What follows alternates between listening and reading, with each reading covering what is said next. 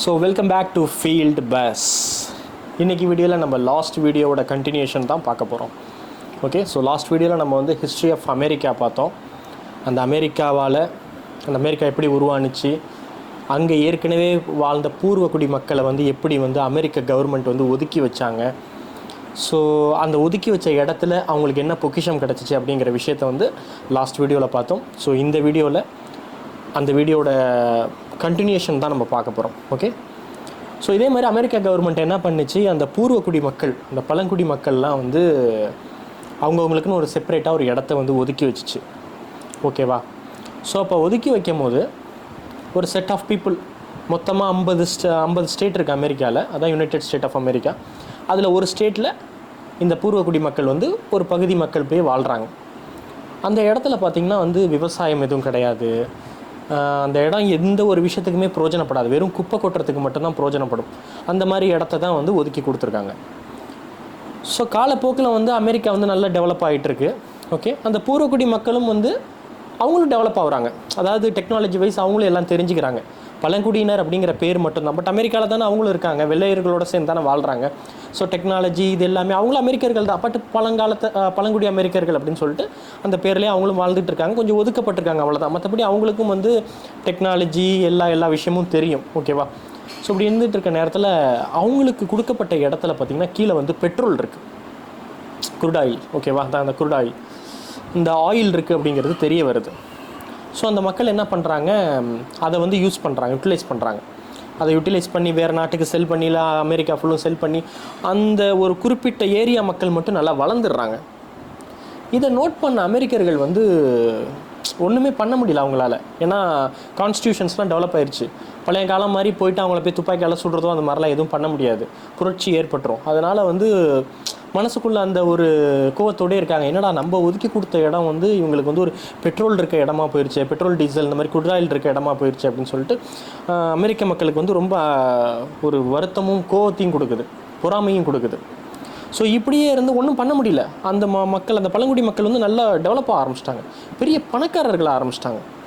ஒருத்தவங்க குடும்பத்திலே பார்த்திங்கன்னா 5 காரு 6 காரு 10 காரு அந்த அளவுக்கு வச்சுக்கிற அளவுக்கு ரொம்ப டெவலப் ஆக ஆரம்பிச்சிட்டாங்க. ஸோ அப்போதைக்கு ஒரு லைவ் ஸ்டோரி, ஒரு உண்மை கதையை தான் இப்போ நம்ம வந்து சொல்ல போகிறோம். அப்போ மோலி அப்படின்னு ஒருத்தவங்க குடும்பம். ஓகேவா? அவங்களும் ஒரு பழங்குடியினர் தான். அந்த பணக்காரர் சமுதாயத்தில் இவங்க ஒரு பணக்காரர். ஓகேவா? அந்த மோலிங்கிற ஒரு பெண், அவங்க குடும்பத்தில் யார் யார் நபர் அப்படின்னு பார்த்திங்கன்னா மோலி, அவங்களோட அக்கா அண்ணா, ANNA அண்ணா, அவங்களோட இன்னொரு அக்கா வந்து ரீட்டா, அம்மா. ஓகே, மொத்தம் இப்போ பார்த்திங்கன்னா 4 பொம்பளைங்க தான் அவங்க வீட்டில். மோலி, அவங்களோட 2 அக்கா, அம்மா, இவங்க 4 பேர் மட்டும் வாழ்ந்துருக்காங்க. ஸோ இவங்க நல்ல ரிச் ஆகிட்டாங்க. ஓகேவா? அந்த பழங்குடியினர் சமூகத்தில் வந்து பணத்தை நிறைய சம்பாதிக்க ஆரம்பிச்சிட்டாங்க. பட் ஆனால் அதை வந்து எப்படி இன்வெஸ்ட் பண்ணுறது அப்படிங்கிறது தெரிய வரல. ஸோ அதுக்காண்டி இங்கிலீஷ்மேன், அதாவது இந்த அமெரிக்கன்லேருந்து ஒரு ஆளை வந்து செலக்ட் பண்ணி ஒரு CA படித்த ஆளுன்னு வச்சுக்கோங்களேன், அவரை செலக்ட் பண்ணி இந்த மாதிரி எங்களோட பணத்தெல்லாம் இப்படிலாம் இன்வெஸ்ட் பண்ணுறது அப்படின்னு கொஞ்சம் ஹெல்ப் பண்ணுங்கள். ஏன்னா அது அமெரிக்கா தான் சமத்துவம் ஆயிடுச்சு, எல்லோரும் ஒன்றா ஆகிட்டாங்களே. ஒரு சின்ன வேறுபாடு மட்டும் தான் இருந்துகிட்டு இருக்குது, மற்றபடி எல்லாம் ஒன்றா ஆகிட்டாங்கல்ல. அந்த பழைய காலத்தில் இருக்க மாதிரி துப்பாக்கி சூடு அதெல்லாம் கிடையாது. ஸோ அதனால் ஒரு அமெரிக்கனை வந்து செலக்ட் பண்ணி எங்களோட பணத்தெல்லாம் வந்து நீங்கள் வந்து இன்வெஸ்ட் பண்ணுறதுக்கு சொல்லிக் கொடுங்க அப்படின்னு சொல்கிறாங்க. ஸோ அதே மாதிரி அவர் பேர் என்ன அப்படின்னு பார்த்தீங்கன்னா வில்லியம் ஹேல். அந்த வில்லியம் ஹேல் வந்து இந்த பழங்குடி மக்கள்கள் எல்லாத்துக்கும் எப்படி பணத்தை வந்து இன்வெஸ்ட் பண்ணுறது, ஸ்டாக் மார்க்கெட்டில் இன்வெஸ்ட் பண்ணுறது, பில்டிங்ஸ் வாங்கி கொடுக்குறது, ரெண்ட்டு வாங்கி கொடுக்குறது, இந்த மாதிரி இந்த வேலை எல்லாத்தையும் பார்த்துட்டு அவர் வந்து அவரோட பொழப்பை ஓட்டிகிட்ருக்கார்.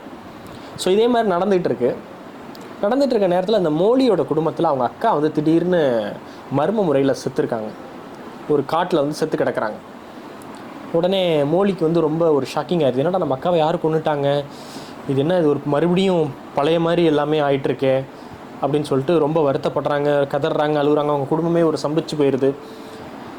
இது எப்படி கண்டுபிடிக்கிறது அப்படின்னு சொல்லிட்டு போலீஸ்டெல்லாம் போயிட்டு கேஸ்லாம் கொடுக்குறாங்க. பட் இருந்தாலும் அமெரிக்காவே அவங்க மேலே ஒரு காண்டில் இருக்குல்ல, அதனால் அந்த கேஸை ஒரு பெரிய பொருட்டில் எடுத்துக்கல. வில்லியம் ஹேல் மூலமாக சொல்லி பார்க்குறாங்க, அதாவது அந்த ஃபினான்ஷியர் மூலமாக சொல்லி பார்க்குறாங்க, நீங்கள் கொஞ்சம் இது ஹெல்ப் பண்ணுங்க அப்படின்னு சொல்லிட்டு. அவர் என்ன சொல்கிறார், ஓகே நான் கண்டிப்பாக ஹெல்ப் பண்ணுறேன்னு சொல்லிட்டு அவரோட முடிஞ்ச அளவுக்கு அவரும் தேடி பார்க்குறாரு. இப்படியே அந்த கதை போயிட்டுருக்க நேரத்தில் பார்த்தீங்கன்னா திடீர்னு அவங்களோட இன்னொரு அக்கா ரீட்டா அப்படின்னு ஒருத்தவங்க அவங்களையும் கொண்டுட்டாங்க. ஸோ குடும்பத்தில் 2 டிக்கெட் அவுட்டு, மொத்தம் 4 பேரில் 2 பேர் அவுட்டு இருந்தோடனே இவங்களுக்கு அந்த மோலிக்கு வந்து அந்த மோலி தான் வந்து ஒரு முக்கியமான நபர். கடாக்குட்டி அவங்க தான், கடைசி பொண்ணு. இருந்தாலும் அவங்க தான் ரொம்ப ஆக்டிவாக இந்த பிஸ்னஸ்லாம் எடுத்து பண்ணிக்கிட்டு இருக்க ஆள். அப்படிங்கும்போது அவங்களுக்கு வந்து ஒன்றுமே புரியல. ஐயோ 2 அக்காவையும் கொண்டுட்டாங்களே, அடுத்தது நம்ம தான் டார்கெட்டாக இருப்போமோன்னு சொல்லிட்டு ரொம்ப பயத்தில் இருக்காங்க. பயத்தில் இருக்க நேரத்தில் அந்த வில்லியம் ஹேல், அதாவது இவங்களோட ஃபினான்ஷியர் என்ன பண்ணுறாரு, உங்களுக்கு கண்டிப்பாக ஒரு பாதுகாப்பு தேவை, அந்த பாதுகாவலன் வந்து உங்களோட ஹஸ்பண்டாக இருந்தால் நல்லாயிருக்கும் அப்படின்னு சொல்லிட்டு இவங்க என்ன பண்ணுறாங்க, அவங்க ஹஸ்பண்டாக வந்து ஒரு பையனை கல்யாணம் பண்ணுறாங்க. அந்த பையன் யார் அப்படின்னு பார்த்தீங்கன்னா வில்லியம் ஹேலோட சொந்தக்காரவங்க. அதாவது ஒரு அமெரிக்கனை கல்யாணம் பண்ணுறாங்க. இவங்க ஒரு பழங்குடி ஆளாக இருந்து அந்த அமெரிக்கனை வந்து கல்யாணம் பண்ணுறாங்க.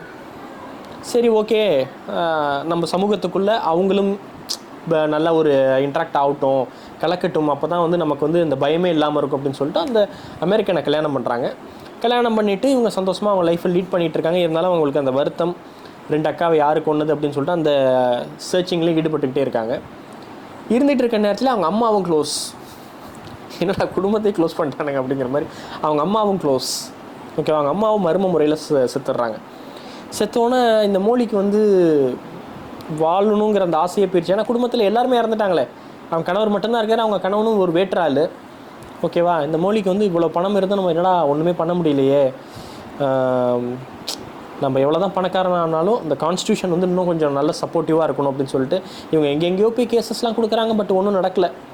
பட் எங்கேயாவது ஒருத்தவங்க நல்லவங்க இருப்பாங்கல்ல அப்படிங்கிற மாதிரி இவங்க ரொம்ப உச்சத்தில் போயிட்டு, கான்ஸ்டியூஷனோட உச்சத்தில் போயிட்டு, போலீஸோட உச்சத்தில் போயிட்டு ஒரு கேஸ் கொடுக்கும்போது அப்போ அங்கே ஒரு அமெரிக்கன் வந்து ஒரு நல்லவராக இருந்து அப்போ தான் எஃபிஐங்கிற ஒரு விஷயம் வந்து ரொம்ப ஃபேமஸாக இருக்குது. ஓகேவா, ஃபெடரல் பியூரோ ஆஃப் இன்வெஸ்டிகேஷன் அப்படிங்கிறது வந்து ரொம்ப ஃபேமஸ். அப்போ தான் உருவாகுதுன்னே வச்சுக்கோங்களேன். அப்போ தான் உருவாகுது. ஸோ இந்த கேஸை வந்து நம்ம பார்க்கணும், ஒரு பழங்குடியினரை வந்து இப்படி கொண்டுட்டு இருக்காங்களா, இது யார் அப்படின்னு நம்ம பார்க்கணும் அப்படின்னு சொல்லிட்டு ஒயிட் டாம் அப்படின்னு சொல்லிட்டு ஒரு நபர் வந்து வராரு. வந்து இந்த கேஸை நான் எடுத்து நடத்துகிறேன்னு சொல்லிட்டு அவர் பொறுமையாக அப்படியே நடத்த ஆரம்பிக்கிறார். அந்த கேஸை நிறையா மாறுவேடங்கள் போட்டு, அவர் இன்னும் சில ஆட்களை வச்சு அவங்களையும் மாறுவேடங்கள் போட்டு எல்லாரையும் அப்படியே சர்வே பண்ண வச்சு அப்படியே ஒவ்வொன்றா பண்ணிகிட்டு இருக்கார். சர்வேலன்ஸ் பண்ண வச்சு இப்படி பண்ணிகிட்டு இருக்கார். ஸோ கேஸ் ஒரு பக்கம் நடந்துக்கிட்டே இருக்குது. ஓகே, இப்போ இந்த 3 பேரும், அதாவது இந்த 2 பேர் தான் மிச்சம். அதாவது அந்த மோலி ஒருத்தவங்க இருக்காங்க, அவங்களோட ஹஸ்பண்ட் எர்னஸ்ட், அதாவது இந்த ஃபினான்ஷியரோட சொந்தக்கார பையன். இவங்க 2 பேர் மட்டும்தான் குடும்பத்தை லீட் பண்ணிட்டு போயிட்டுருக்காங்க. அவங்களுக்கு ஒரு குழந்தையும் வந்துருச்சுன்னு வச்சுக்கோங்களேன். அப்படியே குடும்பத்தை ஓட்டி போயிட்டுருக்காங்க. ஒரு செர்டைன் பீரியடுக்கு அப்புறம் என்ன தெரிய வருது அப்படின்னு பார்த்தீங்கன்னா, இந்த பாயிண்ட் அவுட், இந்த கொலையெல்லாம் யாருக்கு மேலே சந்தேகம் வர ஆரம்பிக்குதுன்னு பார்த்தீங்கன்னா, அந்த வில்லியம் ஹேல், அந்த ஃபினான்ஷியர் இருக்கார் பார்த்தீங்களா, அவர்கிட்ட போய்ட்டு பாயிண்ட் அவுட் ஆனிக்குது. உங்கள் மேலே தான் டவுட் இருக்குது, நீங்கள் தான் இந்த கொலைகளெல்லாம் பண்ணியிருக்கணும் அப்படின்னு அந்த எஃபிஐ வந்து கண்டுபிடிக்குது. அந்த ஃபினான்ஷியரும் ஒத்துக்கிறார். ஸோ இந்த விஷயத்தை வந்து அந்த ஃபினான்ஷியரும் ஒத்துக்கிறாரு. ஆமாம், நான் தான் அவங்க எல்லாத்தையும் கொலை பண்ணேன். லாக் ஆகிடுறாரு, எல்லா பக்கமும் லாக் பண்ணிடுறாங்க அவரை. ஸோ கையும் காலமாக அரெஸ்ட் பண்ணுறாங்கன்னு சொல்லுவாங்க, அந்த மாதிரி அரெஸ்ட் பண்ணிடுறாங்க. ஸோ அதே போல் அவர் ஒத்துக்கிறார், ஆமாம் நான் தான் கொலை பண்ணேன். அவர்கிட்ட கேட்கும்போது எதுக்காண்டி கொலை பண்ணீங்க அப்படின்னு கேட்கும்போது, இல்லை இவங்க சைடு வந்து நல்ல ஒரு டெவலப்மெண்ட் இருக்குது, அதுவும் இந்த மோலி ஃபேமிலியில் வந்து பயங்கரமான டெவலப்மெண்ட். ஸோ இவங்களை வந்து எல்லாரையுமே கொண்டுட்டோம்னா அடுத்ததாக என்னோடய சொந்தக்கார பையன் எர்னஸ்ட், அந்த பையன் பேர், அவன் தான் அந்த பொண்ணை கல்யாணம் பண்ணியிருக்கான். ஸோ அந்த பையனுக்கும் தெரியும், அந்த ஏர்னஸ்ட்டுக்கும் தெரியும் நான் தான் இவங்களை எல்லாத்தையும் கொலை பண்ணேன். அடுத்ததான் நாங்கள் மோலியை தான் டார்கெட்டாக வச்சுருக்கோம். அவளையும் போட்டு தள்ளிட்டோம்னா நாங்கள் வந்து அந்த சொத்தை எல்லாத்தையும் நாங்கள் அபகரிச்சிக்கலாம் அப்படின்னு சொல்லிட்டு ஒரு முடிவு பண்ணோம் அப்படின்னு சொல்லிட்டு. இது வந்து ஒரு உண்மை கதை. ஓகேங்களா. ஸோ இது மாதிரி அவர் வந்து ஸ்டேட்மெண்ட் கொடுப்பார், அதாவது ஒத்துப்பார், கன்ஃபெஷன் பண்ணிப்பார், எஸ் நான் தான் அந்த தப்பு பண்ணேன் அப்படின்னு சொல்லிட்டு. ஸோ அமெரிக்காவில் இந்த கொலையை வந்து எஃபிஐ கண்டுபிடிச்சது வந்து ரொம்ப ஒரு சிறப்பான விஷயமா இருந்துச்சு.